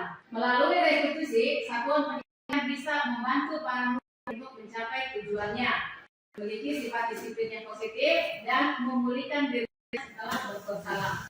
Artinya kan berbuat salah itu fitrah manusia ya, tapi dengan berbuat salah bagaimana caranya dia menjadi lebih baik ketika dia sudah telah berbuat salah ini. Nah, segitiga restitusi ini seperti ini, makanya dibilang segitiga. Dalam segitiga restitusi itu ada yang namanya validasi tindakan yang salah, ada yang namanya menanyakan keyakinan, ada yang namanya menstabilkan identitas. Dalam validasi tindakan yang salah itu, misalnya ya, siswa sudah melakukan pelanggaran, misalnya dia tidak kerja PR, dia tidak kerjakan tugas, otomatis kita diam. Kita langsung marah di kelas tadi, berarti kan hukuman ya, hukuman. Atau ketika kita beritahu untuk dia kerjakan kerja itu berarti konsekuensi. Tapi kalau itu segitiga restitusi kita panggil khusus. Ya. Kenapa kita panggil khusus? Nah, itu kan kita tidak biasanya ya ketika kita marah di tempat kan dia mungkin terbebani dengan temannya, tapi ketika kita panggil khusus dia tidak terbebani. Istilahnya kesalahan ini antara kita saja dengan siswa sehingga tidak menimbulkan efek ke siswa ya. Kemudian kita tanyai alasan dia. Biasanya kita tanya dulu, Kenapa kamu tidak panggilnya? Kita buat dia sadar. Kan biasanya anak-anak itu kita panggil dia tidak tahu. Kita tanya dulu, kamu tahu kenapa saya panggil? Nah, biasanya ya banyak ya, tidak tahu atau gimana. Tahu dan tidak. Yang pasti di sini kita berusaha agar siswa ini yang menyebutkan kenapa dia dipanggil. Oh ya tidak kerja. Berarti di sini dia kita validasi tindakan yang salah. Kamu tentu setelah dia tahu dia sudah kemukakan bahwa dia tidak kerjakan PR-nya, kita tanya alasannya. Kamu tentu punya alasan mengapa tidak kerja PR. Kenapa kamu tidak kerja PR? Yang pasti kan setiap anak itu pasti berusaha menjadi yang terbaik. Karena pasti dia tahu untuk dia bisa dapat nilai yang lebih baik, dia harus kerjakan semua tugas. Tapi kadang dia terpaksa tidak melakukan itu. Ya pasti dia punya alasan, mungkin dia tertidur, mungkin dia malas dan lain sebagainya. Alasan. Kalau dia alasan pasti dia kerjakan PR-nya. Nah kita coba tanyakan kenapa dia tidak kerjakan PR. Kita usahakan supaya dia menemukan alasannya. Atau saya tidur terlalu malam, dari malam saya lupa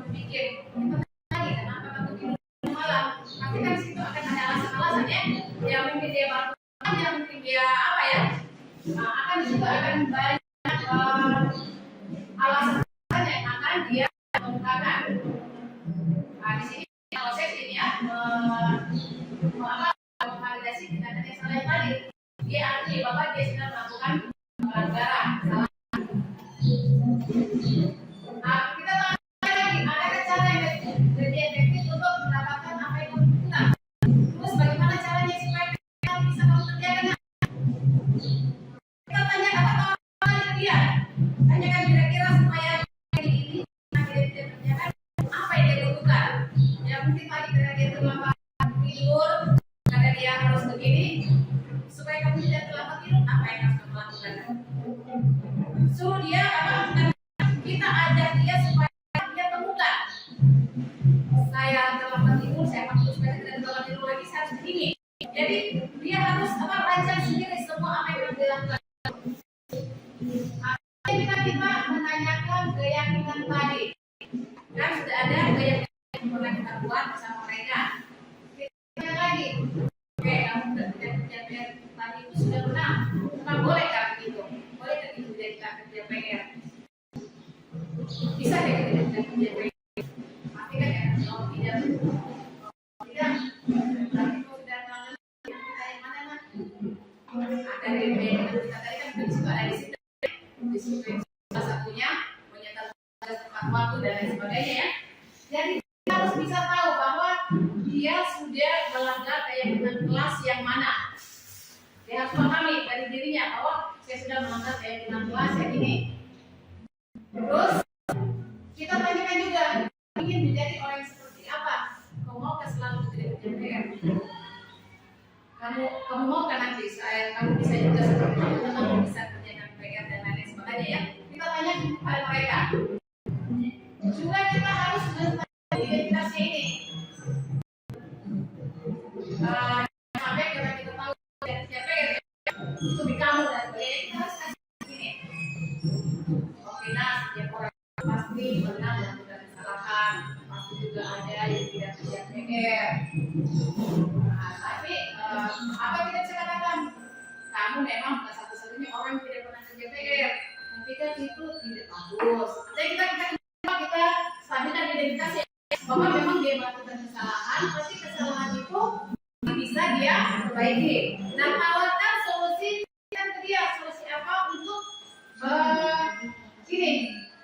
Karena dia bukan satu-satunya orang yang melakukan kesalahan ini, tapi dia ingin memperbaiki ini. Kira-kira apa yang bisa dilakukan untuk memperbaiki kesalahan ini?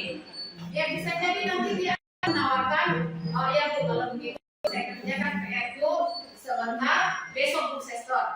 Kalau gitu dulu ya. Nah, bisa seperti itu. Jadi ketika dia melakukan kesalahan, bukannya memberi hukuman atau melakukan konsekuensi, tapi kita bangun karakternya dia. Ketika dia melakukan kesalahan, akibat bagaimana dia ubah, bagaimana dia kesalahannya itu dengan cara seperti ini. Ini mungkin bisa kita diskusikan dengan dua tokoh sekolah yang bisa membedakan kita. Silakan diskusikan. Terima kasih. Kalau kita baca ini semua tadi yang telah dipaparkan ini, di tahun depan ini kita biasanya tinggal kelas. Karena kita akan untuk terus ini harus kita kembali lagi anak-anak, kita akan belajar dari sini. Tapi saya yakin sudah tidak lagi sesuainya, tidak ada masalah dengan nilai ini. Pasti semua akan bisa ini. Karena itu kita ini yang harus ini. Betul. Kalau perlu kita bikinkan album ini. Sudah berapa kali ini kita perbaiki nama sini. Masalah seperti itu ini juga yang harus ini. Tantangan buat kita juga semua ini.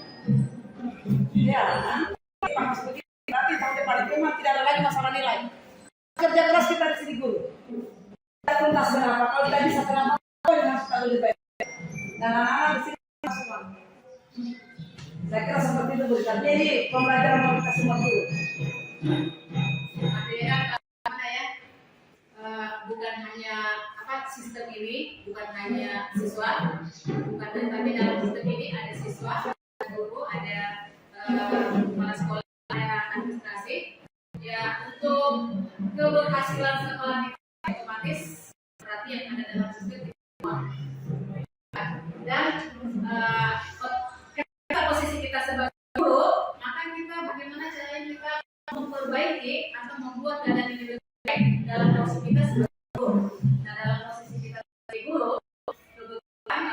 kami dalam program gerak ini mendapatkan materi seperti ini, bagaimana tentang budaya positif ini, makanya ada pembahasan hari ini, dan juga sebagai momentum mungkin buat kita untuk saling mengingatkan, saling introspeksi diri, bahwa apa yang sudah kita lakukan ini memang sudah cocok, atau ketika belum cocok kita harus bagaimana, kita saling sharing. Namanya yang lebih ada dalam segitiga diskusi.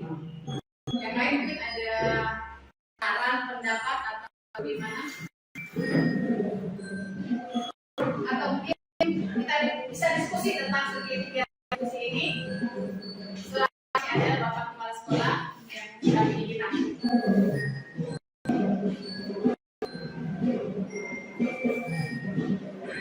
Ya, karena kebetulan juga adalah materi segitiga diskusi adalah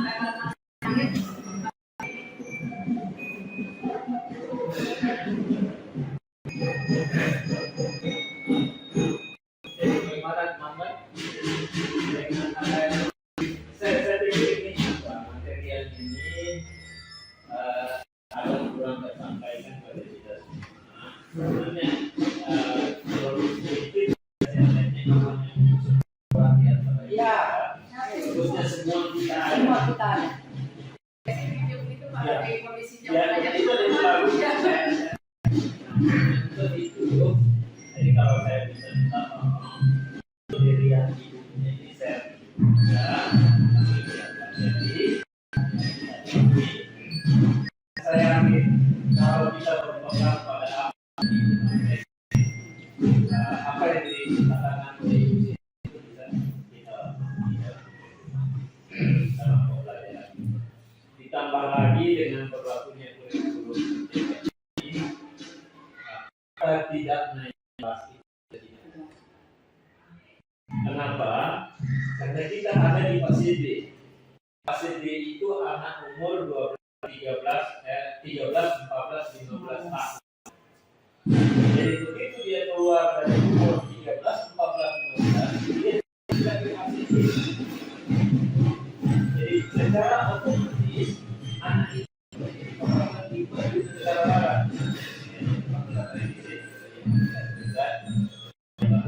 Jadi kalau anak masuk ke sana 7 tahun pasti kelas 1. Anak kita 12 tahun meskipun di sini dia berkelas sekolah dimasukkan ke kelas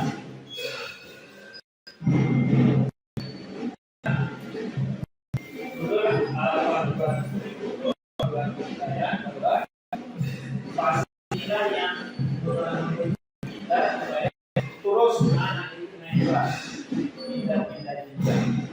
Ada fase B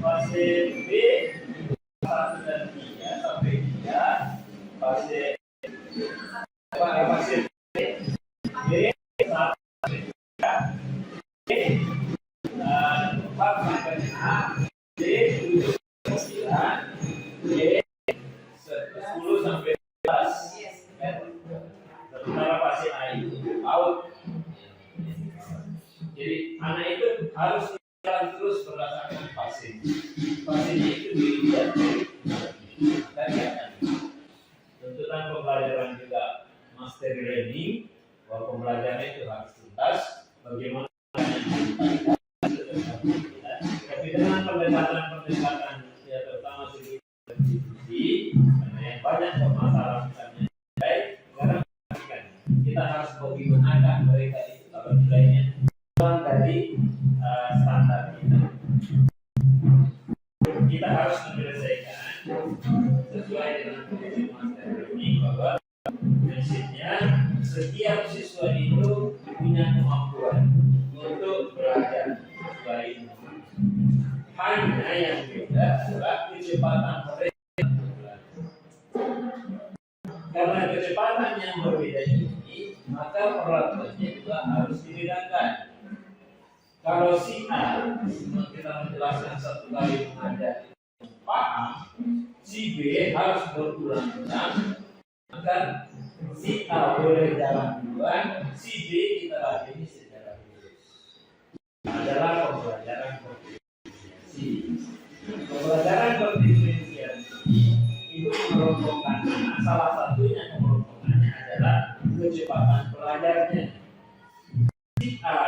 kecepatan belajar rendah, si B sedang-sedang, si C lebih cepat, maka si B dan si C boleh diberdayakan untuk mempercepat si A.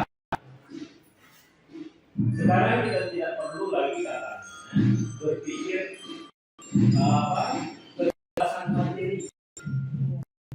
Ya, kami berpikirlah kita tuntaskan penguasaan materi. Kita selama ini katakan besok ini harus sekian sampai materinya sekian.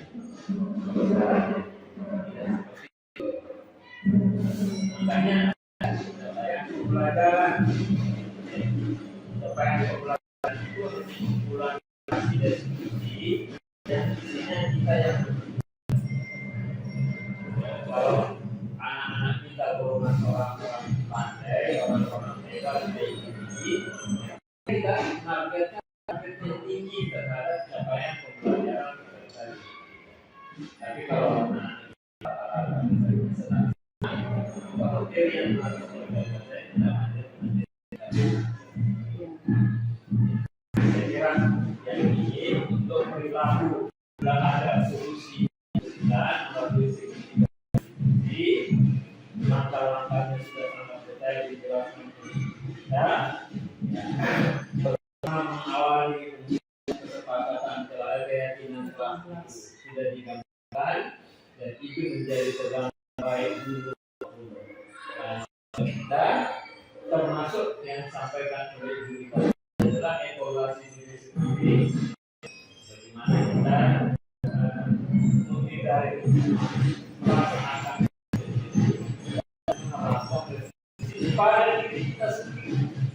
Ya, saya ditanya berpikir bahwa revisi ini hanya diterapkan pada diri kita sendiri saja. Saya terima kasih Ibu memberikan layanan saya lagi. Memang saya dalam mengajar praktek itu jadi Ibu lebih tidak lagi praktek. Saya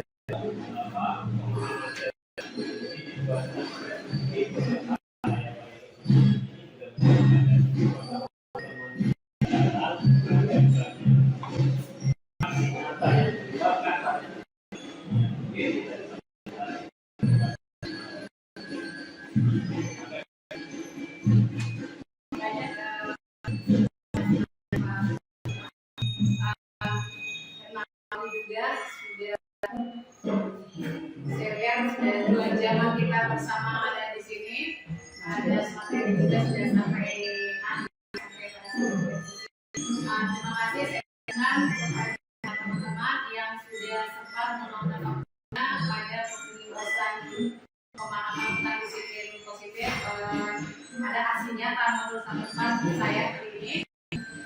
Sekali lagi saya ucapkan terima kasih. Lagi Assalamualaikum warahmatullahi wabarakatuh.